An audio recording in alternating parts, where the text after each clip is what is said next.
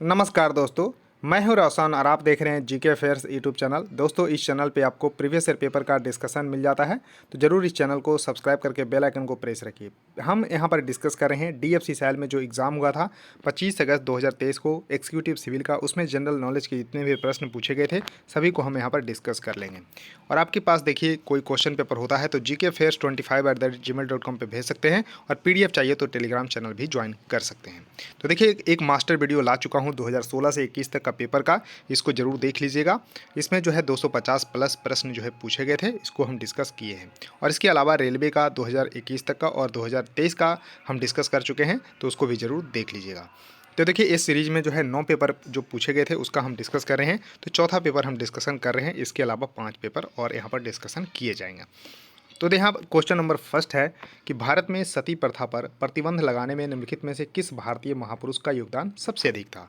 तो राजा राम मोहन राय के प्रयासों से ही सती प्रथा पर प्रतिबंध लगाया गया। कब? 1829 ईस्वी में। ध्यान रखिएगा 1829 ईस्वी में इसको जो है प्रतिबंध लगाया गया। और भारत में उस समय जो है गवर्नर जनरल थे लॉर्ड विलियम बेंटिक।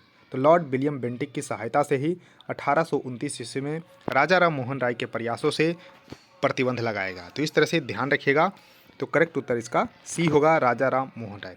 और देखिए राजा राम मोहन राय के द्वारा ही 1828 ईस्वी में ब्रह्म समाज की स्थापना की गई थी। तो ये भी क्वेश्चन कई बार पूछा गया है कि ब्रह्म समाज की स्थापना किनके द्वारा किया गया था। तो राजा राम मोहन राय के द्वारा 1828 ईस्वी में।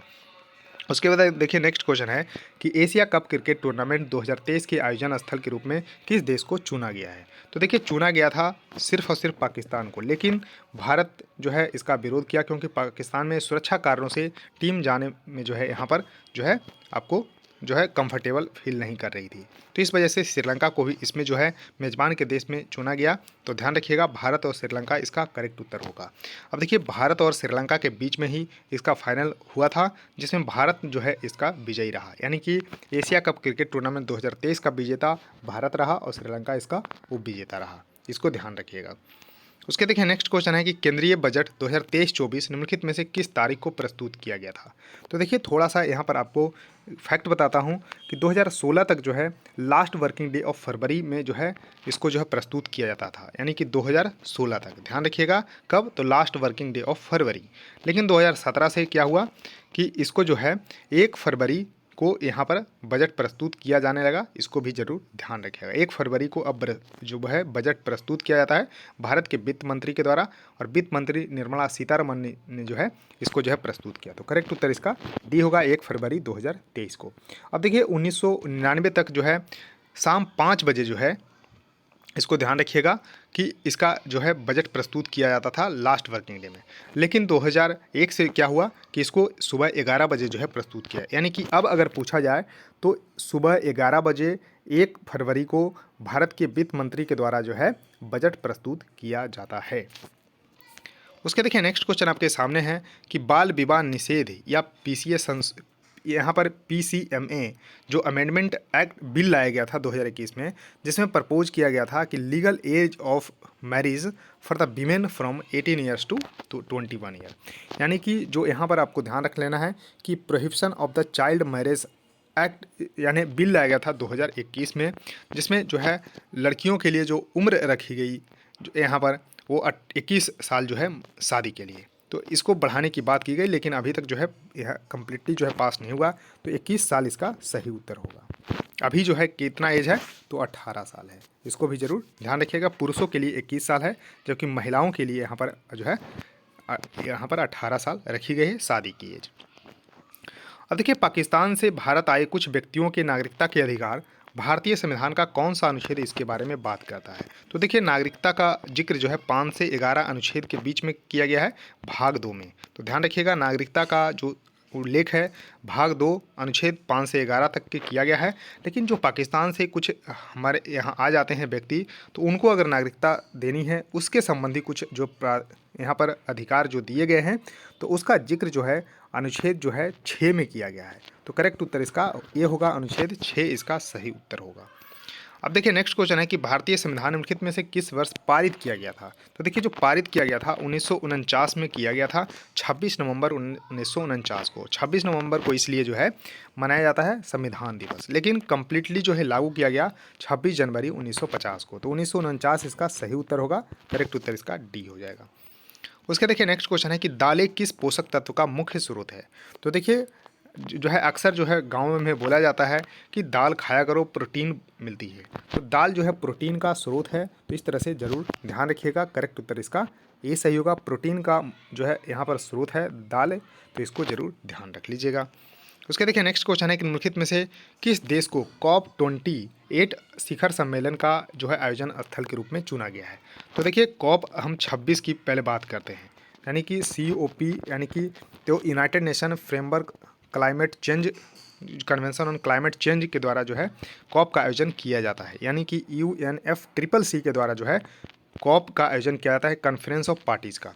तो इसका जो है 26वां जो पार्टीज़ का आयोजन किया गया था वो किया गया था कहाँ पर, तो ग्लासगो स्कॉटलैंड में। 27वां किया गया दोस्तों ध्यान रखिएगा कहाँ पर, तो इजिप्ट मिस्र में, ध्यान रखिएगा शर्म अल शेख जगह पर। उसके बाद 28वां का आयोजन जो है संयुक्त अरब अमीरात में दुबई स्थान पे जो है किया जाना है। तो इस तरह से करेक्ट उत्तर इसका सी सही होगा, इसको जरूर ध्यान रखिएगा। अब देखिए निम्नलिखित में से कौन सी भाषा जो है शास्त्रीय भाषा की श्रेणी में नहीं आती है। तो भारत में शास्त्रीय भाषा जो है 6 है, ध्यान रखिएगा 6 शास्त्रीय भाषा है, जिसमें जो है उड़िया है, तमिल है और तेलुगु भी है, लेकिन मराठी नहीं है। तो करेक्ट उत्तर इसका सी सही होगा, इसको जरूर ध्यान रखिएगा। अब देखिए भारत में जो 6 शास्त्रीय भाषा है, तो सबसे पहले जो है यहाँ पर आपको ध्यान रखना है कि तमिल को शास्त्रीय भाषा का दर्जा दिया गया, ना कि संस्कृत को। तो तमिल को 2004 में दिया गया, संस्कृत को देखिए 2005 में दर्जा दिया गया। तो ईयर वाइज भी आपको ध्यान रख लेना है। और देखिए 2008 में 2 को दिया गया, तेलुगु और कन्नड़ को। अब मलयालम को यहाँ पर आपको 2013 में, और लेटेस्ट जो है 2014 में उड़िया भाषा को जो है शास्त्रीय भाषा का दर्जा दिया गया है। उसका देखिए नेक्स्ट क्वेश्चन है कि भारतीय संविधान के किस भाग में मौलिक अधिकारों की चर्चा की गई है। तो देखिए मौलिक अधिकार that is a fundamental right. तो फंडामेंटल राइट का जिक्र जो है भारतीय संविधान के भाग 3 में जिक्र किया गया है। भाग 2 में तो नागरिकता है, भाग 3 में जो है आपको ध्यान रखना है मौलिक अधिकार है, भाग 4 में जो है नीति निर्देशक तत्व है। तो भाग 3 इसका सही उत्तर होगा, करेक्ट उत्तर इसका डी सही होगा, इसको जरूर ध्यान रखिएगा। अब देखिए नेक्स्ट क्वेश्चन है कि भारत की पहली पूर्ण जनगणना किस वर्ष हुई थी। तो देखिए पूर्ण जनगणना जो है पूछी गई है। तो देखिए पूर्ण जनगणना 1881 में हुई, और इसी से जो है आप ध्यान रख सकते हैं कि 10 वर्ष के अंतराल में जनगणना होती है। तो 2021 में जो है आपको ध्यान रखना है 16वीं जनगणना जो है हुई है। तो 16वीं जनगणना हुई है 2021 में, पूर्ण जनगणना 1881 में, लेकिन 1872 से जनगणना हो रही है। ध्यान रखिएगा 1872 से जनगणना हो रही है लॉर्ड मायो के जो है शासनकाल से। तो लॉर्ड मायो जो है उस समय जो है आपको ध्यान रख लेना है कि भारत के गवर्नर जनरल थे, इसको जरूर ध्यान रख लेना है। उसके बाद यहाँ पर आपको थोड़ा सा ध्यान रखिएगा कि यहाँ पर यानी कि भारत के वाइसराय थे लॉर्ड मायो, और उसके बाद 1881 में थे लॉर्ड रिपन भारत के वाइसराय। तो भारत के वाइसराय लॉर्ड रिपन 1881 में थे, 1872 में थे लॉर्ड मायो। और सेंसस एक्ट 1948 के तहत जो है अब जो है सेंसस कंडक्ट किया जाता है। तो ध्यान रखिएगा कि सेंसस एक्ट है 1948 का। उसके देखिए नेक्स्ट क्वेश्चन आपके सामने है कि जल्लीकट्टू का त्यौहार मुख्य रूप से किस राज्य में मनाया जाता है। तो जल्लीकट्टू का त्यौहार जो है आपको तमिलनाडु में मनाया जाता है, और कंबाला कर्नाटक में। ध्यान रखिएगा कंबाला जो है कर्नाटक में, जल्लीकट्टू जो है एक जो है बैल दौड़ होती है। तो जल्लीकट्टू जो है तमिलनाडु में मुख्य त्यौहार के रूप में मनाया जाता है। अब देखिए नेक्स्ट क्वेश्चन है कि निम्नलिखित में से किस पोषक तत्व को ऊर्जा प्रदान करने वाला भोजन भी कहा जाता है।